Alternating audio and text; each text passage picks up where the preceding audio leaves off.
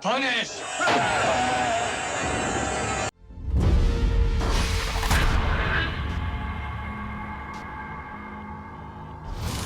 Hello and welcome back to Ycft. Today is the first of a two-part series on Silent Night, Deadly Night. Yeah. This week we're going to take a look at the 1984 Silent Night, Deadly Night. Next week we're going to look at the 1987 Silent Night, Deadly Night Part 2. I should probably say the infamous Part 2. But today, this one also is a little bit infamous. Yeah. We managed to acquire both of them. Before we even get started, I just want to say, the first film has one of the greatest posters ever made. Yeah. It's pretty sick. And it's basically about a killer Santa. This film, it's about Billy. Yeah. Who, as a child, sees his parents murdered by a man dressed as Santa Claus. Yeah. To then be raised by abusive nuns. In an orphanage. By the Mother Spear, who's an absolute battle axe, played by, have you got the name of that actress? Oh god, yeah, I do. Lillian Chauvin. Lillian, she's fantastic. She's brilliant, yeah. So he is regularly beaten for being naughty. Naughty. And told basically to get on with your life. Then he eventually enters the workforce. Yes. At this toy store during Christmas. Pretty normal, all things considered. Yeah. Right, considering the upbringing he's had. And then... Majorly triggered when he is made to dress as Santa Claus for work. And he goes on a killing spree. He does, He does. And it's great.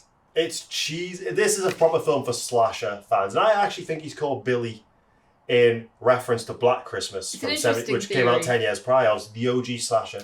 The OG seasonal slasher. The first Christmas slasher. It would make sense that that's why you'd be called Billy. It would do. Also, the opening sequence where Billy is a little boy and the killings of his parents happen, that takes place in 1974, which is obviously the year that the original Black Christmas came out. So yeah, you're probably right. The film actually, because he visits his mentally ill grandpa. And it's why, who apparently just doesn't speak until, and then he's left on his own with Billy, and he tells him that Santa's good. Santa only gives you nice things if you've been good all year. If you've been naughty once, then he punishes you. And that that resonates with Billy. It resonates with him. Because the producers, the people who wrote the film, obviously based it off a short film that someone had basically put in to be made. Yeah. They didn't like it, but they liked this one bit about a killer Santa. Yeah. So they managed to get it turned into a feature. Mm-hmm. But in the process, they wanted to get it made when they wanted to get made. They basically lost all the rights to it. Ira Barmak. Yeah. So he was the producer, and he basically froze the others out. So the original guys, Scott J. Sheend, I think that's how you pronounce it, and Dennis Whitehead. And they didn't really speak too fondly of Ira Barmak. No, they just wanted to get this movie made. They did. They did. So I think it's unfortunately something that happens quite often in the industry. Yeah, they lost all sequel rights. Yeah. They didn't even get a cut of any sequels that were made. No, I don't think creative control. No creative control, yeah. I think which is a shame because they talked so passionately about getting the film made. One of the actual strengths of this film is the way it's written. And do you have the writer? I don't have the writer. He wasn't a fan. He was asked to write it, but he wasn't a fan of horror. No, so he wrote basically the first 2/3 of the movie before the actual just slasher part of it was kind of just written by the creators. This is still kind of unseen really today, where you get the whole killer's backstory, origins in the very first movie. We follow Billy through most of his life, and you can understand why he gets to the point where he's at. And I said to you, this I watched, because we watched this for the first time last year on Shudder. Yeah. Instantly I wish these were the films that we'd done as our Christmas films last year. We've been looking forward to this for I've been waiting a year. Yeah. And when I tracked these down, the Blu-ray of it is fantastic as well. And all the special features. The documentary was so interesting, and some of the footage looks amazing. Yeah. Not all of it, but I'll get to that. I'll get to that. But this was very, I don't even know if this would be correct, but I feel like he could have got over the death of his family if he'd been taken into a loving environment afterwards. I agree with that. I think the orphanage is... But you went from that horrific sight to an abusive home where he's basically forced every year to be confronted with a thing he's terrified of, which is Santa. This is the thing. It's like this is not as simple as, like someone who has a fear of spiders, or like, a fear of flying, in which case you just simply avoid ever stepping foot on a plane. You avoid looking at planes. This is a boy that has grown up with a fear of a religious holiday and everything associated with it that is absolutely guaranteed to come round every year. Yeah. He is forced to confront this every year. I mean, anyone who doesn't like Christmas will know, like, it's inescapable. It's just a part. It's forced on you. And so this little kid, like, because after that meeting with his granddad, it's like, if you've not been good all year, you're going to get punished. And in his mind, right after that, it's his fault that his family were killed. Yeah, that's the way he sees it. I was his little baby brother, Ricky, who becomes important later on in the story. Yeah. Next week, he becomes quite important. Yeah. He's obviously also there, but he's a bit, very much a baby. Yes. But then the orphanage just kind of hammered home this trauma. Like, it's a really interesting take, and I think it took someone who wasn't trying to write a horror movie to write something like that, and I think it's one of the real strengths. And by the time he does become a killer, it's like, you know what? I get it. I absolutely get it, because the triggers are it's not even just put because. He works well in the store. He's just stacking shelves, but he's a nice enough guy. He's a nice enough guy. He's a good-looking guy. What's the name of the guy who plays Billy? Robert Brian Wilson. Yeah, he separated himself from this film for most of his life. I think he's come around to he never carried on in the industry. I don't. No, think he's done like a few parts, but I think now he's seen that people actually do really like it. Yeah. Like, now people have started to discover it. He's kind of embraced it, and I think he now speaks really fondly of the experience, because he was just picked out literally in a park. Yeah. Someone said you look the part. Yeah. And suddenly come and audition. Come and audition. And I think he does a pretty good job as well. I mean, considering all the things he's got to try and convey. Yeah. Because even when he's made to dress up as Santa because the Santa breaks his foot, they need someone in the store. He does it. Yeah. Terrifies a few kids. Yes. But it's at the Christmas party when, again, it's like the people who work for free. Nice, apart from one coworker who's a bit of a dick and then, tries to force himself on the woman that Billy likes. It's almost like he believes that now that he's dressed as Santa, he has the responsibilities of Santa. Mm. And seeing his co-worker force himself on the girl he likes flashes him back to seeing the mall, like, I'm going to call him a mall Santa. I'm assuming. He forced himself on Billy's mother, before killing her. Yeah. Or tried to. It's sexual assault. Attempted rape. That's it. It breaks him, and he now believes that in that moment it is his duty to punish anybody who is deemed naughty. But this is like, it's what you said before as well, in that obviously what he witnessed as a child when he saw his dad being shot, he saw his mum being sexually assaulted and she had a throat slit. It's like trauma inducing. You would never ever get over that. I was saying his first experience of seeing sex was in the orphanage. Well, yeah. We saw two older orphans getting on, and they were beaten by Mother Spirit. But this is what And so, in his mind, any sexual act is naughty. But this is what I was going to say. Like, it's when we say the orphanage, we specifically kind of mean Mother Superior. She's the one, like, she's the force of the orphanage. Like, she has control over all the other nuns. She doesn't stand for... She's brilliant. She's such a great actress. Great performance, and she's barbaric, really.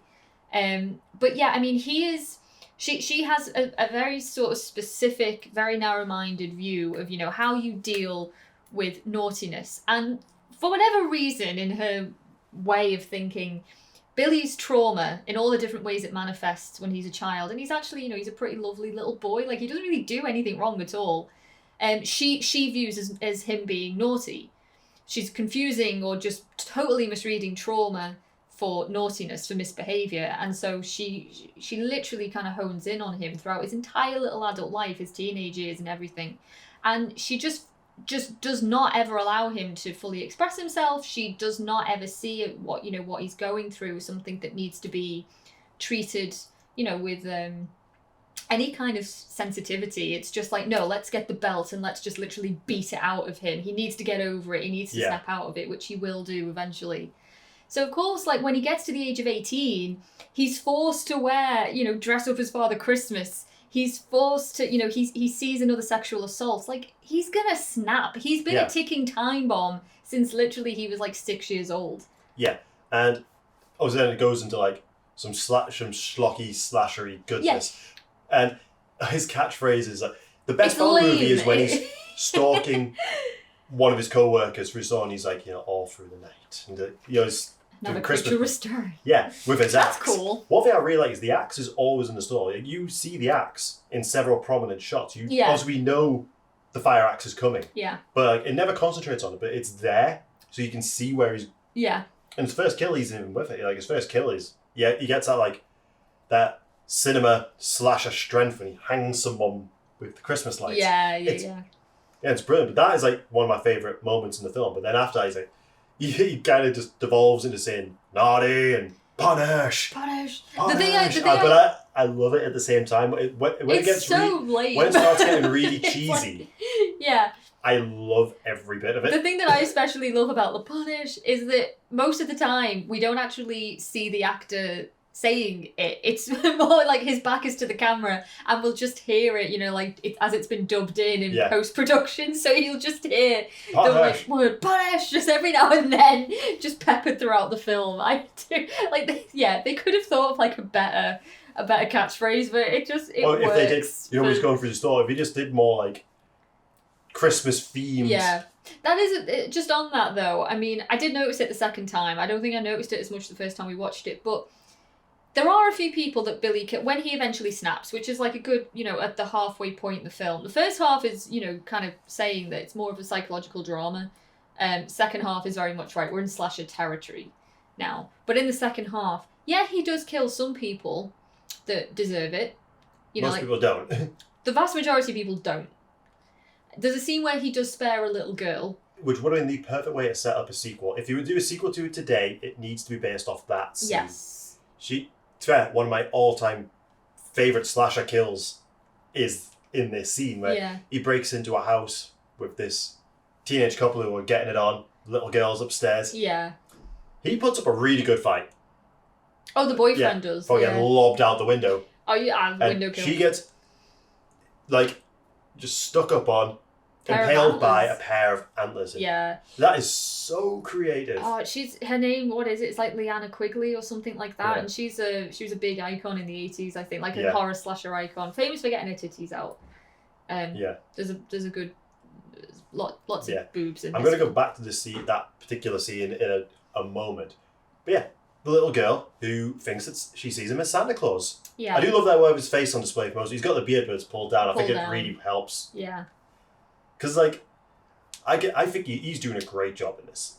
Yeah, Not all the acting really is stellar in this, but I think he conveys a lot. Yeah, he does. I think he's pretty good. I know that's just him being confused for most of it because he's not an actor. But and he asks her, have you been good all year? Have you been on? And she's like, no. And she generally believes that she's been good all year, and he gives her a present. Yes. And it's a bloody box cutter. Box cutter. Yeah. She looks at it really confused, thanks, Santa. Yeah. And obviously, when she goes downstairs and sees... She's going to, trauma of her own. Yeah. Obviously, it's trauma being passed on. Trauma being passed on. If they were ever going to do... If anyone watching this who has any money or... There's no one's watching this of any authority. That is your lead into doing a really good sequel. It could have been really interesting. So going back to the kill of the antlers, this film was a bit controversial at the time. A bit. Oof. A bit. I don't know if it didn't even get rated over here. No. So this it's. I always get quite angry when I watch the movie because it deserves so much better than what it got. This movie was pulled from cinemas, pulled from movie theatres after just 1 week. It had a lot of bad press for featuring a killer Santa. Now, specifically the people that kicked off about this was the PTA. You had lots of mums, lots of dads very angry at the fact that this film had tarnished the idea of Santa Claus, that kids would forever be traumatised, kids would forever associate Santa is the killer. It's someone dressing as Santa. Yeah, there was a quote, and I don't have it exactly, but the producer, Ira Barmack, he even said, I mean, I'm kind of paraphrasing a bit, but he said that, they had no right because, first of all, a killer Santa had already been done in a previous film a few years before. But also, they were connecting Santa with Christmas, obviously, but Santa in and of himself is not a religious figure. He is a marketing figure. Yeah. He has nothing to do with the actual, the core center of what Christmas is meant to be about. So he said, that was something that's always really annoyed him. Anyway, the PTA absolutely fucked it. It was in cinemas for about 10 days ultimately. Yeah, they had people protesting outside the film. Yeah, but it did manage to outgross A Nightmare on Elm Street, which came out the same year. Yeah, it was released in twice the amount of cinemas. It was. I think this would have been it still made its budget back in that week. Right, so the budget was 750,000 and it made 2.5 million. In a week. In a week. In a week in the early 80s. It was doing actually very well. I'm always a bit surprised, considering how well it did, that they decided to pull it. They should have just, gone on with the controversy. It really found its home in home video. With a poster like that, people fell in love with this film on home video, and that's what eventually led to sequels being made. Or for the title. But it got heavily cut. Yeah, it did. I didn't realise on the Blu-ray we have both cuts of the film. I realised we've never actually just watched the standard cut. But God, they butchered most of the kills in that film. Yeah, they did. And you can tell because when they've got the rights and they've been the Blu-ray, the distribution rights, and they've done the Blu-ray for it, they've not been able to get the original negatives of the cut stuff. So you get this really nice redone footage, and then you can literally when you watch the uncut edition, you can see what was cut. You can tell because they've had to use VHS footage to fill it in. Yeah, it's and so it's obvious. Going back to the 90s. It's jarringly obvious. The kill being put up on the antlers, most of that is in the uncut version, and it's so sad that you can't get a really nice looking version of that kill in particular. Yeah, it's really good. Because it's really well done. The beheading on the guy comes out on the sled. Yeah. Most of that. Yeah. It's such a shame that so much the best parts of this film are stuck with horrible footage. Yeah. And it's I don't know why they just can't get a hold of. I don't know why either. I mean, it's I still obviously really enjoy watching the film, and I can get past it, especially now that I've seen it a second time. I knew to expect it.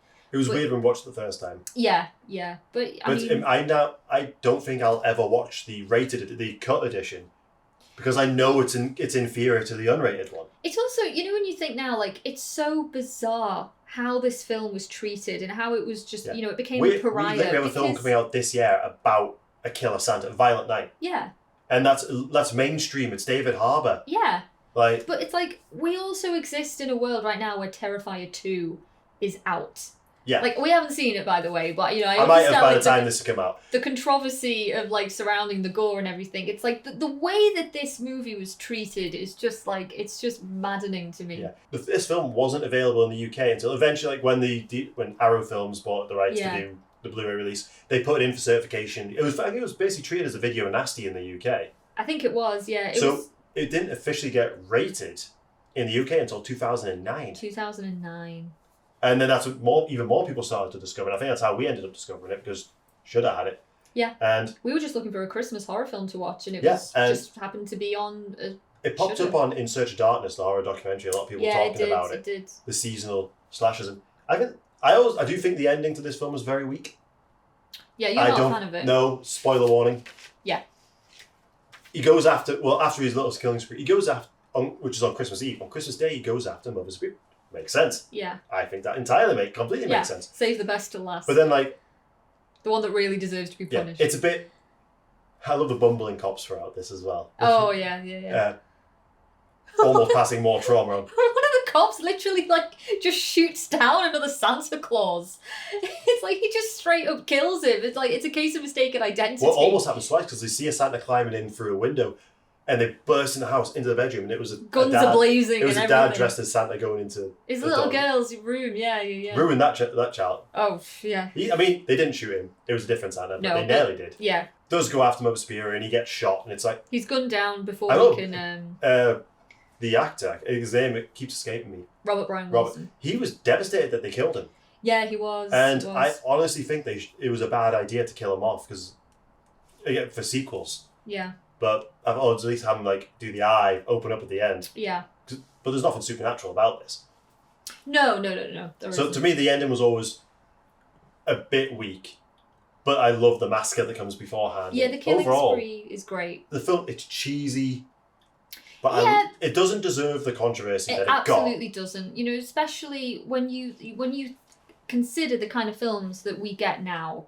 and the kind of films that are allowed now. Why does the PTA have so much power? I don't know. Kids shouldn't be watching this. Were they taking kids to see it? It was the PTA. I don't know. Was it mismarketed and people just thought it was like a nice jolly Christmas film? Ira, also the toy store that Billy works at is called Ira's Toys. Toy Store, yeah. I know they got Super Bowl adverts. Yeah. So a lot of kids, I think, wanted to go see it. Yeah. Or saw the advert of a Killer Santa. It just makes me sad. It's so stupid. It was on its way to being like a it made money. I know it did become a franchise, but not what it could have been. No. I think it could have rivaled Friday the 13th. Could have potentially. And could have. Obviously, I think Nightmare on Elm Street would have eventually overtaken it, but it did already make in the first week made its money back, enough for them to do a sequel. Yeah. And yeah, I think this is very special. It will be one I watch every Christmas. Oh, I think we're committed to doing that now. Yeah. I tracked this down on Blu-ray. I think it's actually like a really well made film. Yeah, like it's very unique. It's enjoyable. I mean, I did just want to talk a little bit more about the kills because, it's a slasher, obviously, but for the most part, the kills are very inventive. Every single one is no one dies in the same way. No one quite dies in the same way. It's like we get a couple of shootings at the beginning. By the way, the squibs are really good throughout the whole movie. The score's really nice as well. The score's really nice. The score of this film. Obviously, it's hard to watch, but the mum, where she sexually assaulted and then she has her throat slit. We get a couple of people being axed. We get that woman impaled by the antlers. We get a guy being hurled out of a window, and then we see the shards of glass impaled in his body. Yeah, no one dies in the same way in this film. No, absolutely. We get a few stabbings. Like there's a decapitation scene. I think maybe they could have done a few more Christmas-themed kills. Yeah, potentially. Or again, Black Christmas 2006 when he kills the guard with the candy cane. Oh, the candy cane. Something like. Something along those lines. We do get the Christmas tree lights, being strangled and stuff. A girl is, eviscerated. He gets the box cutter and it just goes all the way up. So, yeah, the kills for the most arrow part... as well. Oh, they had the arrow. The lady... That is cut to death. Oh, yeah, it's a shame. But we get that cool reaction shot of the I was just going to bring it up, because the director didn't direct a lot of the kills. The editor did. Yeah, I was just going to bring that up as well. What's his name? So the director was Charles Sellier. The editor was called Michael Spence. So Charles Sellier, director, he was very uncomfortable in filming the murder scenes. I don't know why. So he brought in the editor, which was a really smart move, to direct all of the murder scenes. And some of them are so nicely cut together. I think all of them are. And they use the toys. Throughout the instances in the store, the toys are acting like an audience almost. They're reacting. It's a great thing. After shoots one with the arrow. Yeah. It cuts to nutcrackers, and they've just got this shocked face on. And I'm like, that is... Yeah. Oh, I love It's them. like having someone on set who knows how it's going to be cut together. Yeah. But I don't think he didn't do the initial cut of it. I don't know. Because he was essentially a second unit director, they had another editor in, and the director didn't like that guy's cut. So the editor, he asked him to come back, and he said he never looked at that cut. He's like, I just did my own thing. And I'm glad, because that's like one of my favourite bits is just those decisions, and that's why I think the toy store is the best part of the movie. The toy store sequence is great. I actually love everything everything about it is brilliant. We get some great drunk acting too from Mr. Sims, who is Billy's manager, who owns the store, he manages this particular branch of the store. He's played by a guy called Britt Leach. And they all just get pissed, it's Christmas Eve, they've closed up for a couple of days, they're all having a little party inside the store. Mr. Sims gets absolutely sloshed. And there's a bit where I really, really love where he goes over to Billy, who's not used to drinking and looks really socially awkward, doesn't know how to have fun. And Mr. Sims is like, oh, you're going to go home to your parents. And Billy says something like, they're dead. And Mr. Sims like, oh no, I'm sorry. He's like, thinking about my mother. He's like, oh yeah, man should always think about his mother on Christmas. They're dead. Like, no. Just absolutely devastated. He has a cool death too. He gets a claw hammer to the head or something like that. Which there is, a lot of the kills they came up with on the day. They did. Just had practical effects there. Which, again, it's quite unique. Usually they're planned out in advance. Yeah. So that's why I think a lot of the kills aren't very elaborate. No, not elaborate, but they work. And I do think, a big part of that is having the editor, coming in to do that. That was a really smart move. You've worked in retail, I've worked in retail. Oh, yeah. There's a lot of people you want to take a claw hammer to. Where they... not just that, it's the they know Christmas is the biggest thing. Imagine, hates it. And he is so happy when Christmas is over. He's so done with it. And I'm like, I relate to that on a personal level. He's so fucking done with it. Yeah. I know. It's a very special food. Like, it's not perfect by any means. I feel like you need to be a fan of slashers in order to really get the most out of it. Yeah, absolutely. Yeah, but it's a good time. It's Christmassy. And I remember when I first watched it, I got more out of it than what I was expecting. I think it's like having that backstory, following him through, and it's not even like the film starts and he's already an adult and then we flash back. It just starts with him as a child. It literally we just followed his character throughout his entire life. The cutest little boy actor that they got to play Billy as well in the car. I said Billy himself, he's a really good looking guy. Yeah, Robert Brian Wilson is very, very good looking guy. I'm glad he's managed to, but it's probably because he's realised that if you're in a film that's remotely popular, you can do the convention scene and make a ton of money. Yeah. But he was talking very fondly about the whole process. And it's a shame that the creators, that you can tell, I think they're still a bit bitter. I think they are too, because, I would be as well. The film was really well made, even though they were frozen out, unfortunately, but they helped make a film in their own way that was doing really well. For the week. It just got unjustly, taken down and forgotten about for a long time. I'm glad they know now that that home video saved this film and people love it. Yeah. For a lot of people, it's their favourite Christmas horror film. It's definitely one of mine. I think it could be my favourite Christmas horror movie. I'm stuck between that and it's there somewhere, Black Christmas. Oh, Black Christmas. Like the original Black Christmas. Yeah, no, yeah. But that was horrible. This one's more fun. This one is definitely more fun. Much more fun. Black Christmas 74 is a bit more heavy hitting.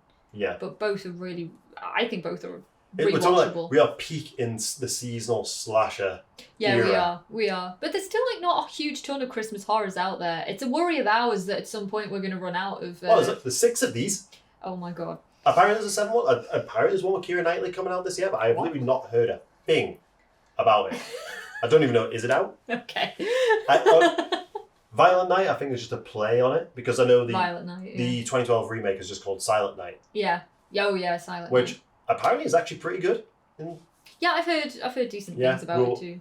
Next year, they're bringing out a Blu-ray of 3, 4, and 5. I know they're meant to be dreadful. We need a bigger shelf. Right. I am going to get them and I'm going to watch them and we will talk about them at some point. You heard it. Do you have any more notes on this one? I just have an interesting question. I mean, I asked you this when we were watching it, but I mean, how many sympathetic villains in horror films really can you think of? There are obviously a few, but I would say they're definitely in the minority. Billy is absolutely a sympathetic character. I think he's very unique in which you totally get it. You do. You totally get it, and you're almost for a lot of the kills. I think especially when he heads towards most, you're kind of supporting him in a weird way. Yeah. You just feel sorry for him. Not all of the kills are justified. Like we were saying, But he's gone. He's so far gone. He's so far gone at this point. It's like, the couple that are having sex, she's babysitting. It's like, obviously, they do not deserve to be butchered. Do you think he would have gone back to normal after Christmas? I don't know. That's an interesting question. I'm not sure. Is it the season that's done it to him? Is it the season? 'Tis the season to be... Because from what I can gather, this is his first Christmas away from the orphanage. True. Because he's turned 18. He's turned 18. But yeah, I mean, not all of the kills are justified. There's the one nun who's trying to look out for him. She always tries, but she's also kind of petrified of Mother Superior as well. And yeah, I mean, he is definitely a sympathetic character. And it's this was inevitable. It was the poor boy was destined to kind of snap at some point. But I mean, I was racking my brains trying to think of other similar characters, and I could only really think of 2. I mean, Norman Bates, Psycho, potentially. To an extent, yeah. To an extent. I think especially in Psycho 2, I'd say he's a very sympathetic character. Yeah. And also Carrie. Yeah. She's the only other one. Yeah. Similar, traumatized from childhood, bullied, Yeah, when you're completely supporting what they do. Yeah. One day she snaps. So that's a question for the gods then. One thing, what is your favourite Christmas horror movie? Yeah. And 2, what killers do you fully support? Are you sympathetic for and you understand? Yeah. When you're just I get it. I get it, yeah. Totally get it. They deserve that axe. Is that the end of your notes for this one? I think that is the end of my notes. Yeah. Check it out. It's on Shudder. Yeah. It's to be honest, the Blu-ray's not even that expensive to pick up. I got it in like HMV for like a tenner. Yeah. And it's 100% worth having because it looks great. The special features are great. And it's a very special little film that got unjustly screwed over. But it's found a home with later generations, and I think more and more people are discovering it. Yeah. Yeah. And I think a full-on remake might not be too far in the future. Maybe. Well, apparently there's other ones come out. Yeah. You know, but I think like a proper remake of it is on the horizon. But I mean, we watch it once now every year. At least. 2 years running. So yeah, thanks for stopping by, guys. Uh-huh. And yeah, next week we are looking at part 2. Yeah. Which anyone who knows their meme history, all I'm gonna say, I'm gonna put a meme in at the end, and you're gonna know. I'm gonna put it in right now, actually, and you're gonna know this film. That's all you're gonna know about it because that's all people remember about it. Yes. If you want a film that's more infamous than that, yeah, it is this one, but for completely different reasons, and I own it. Yes. So yeah, we will see you next week for Silent Night, Deadly Night Part 2. Part 2. Okay.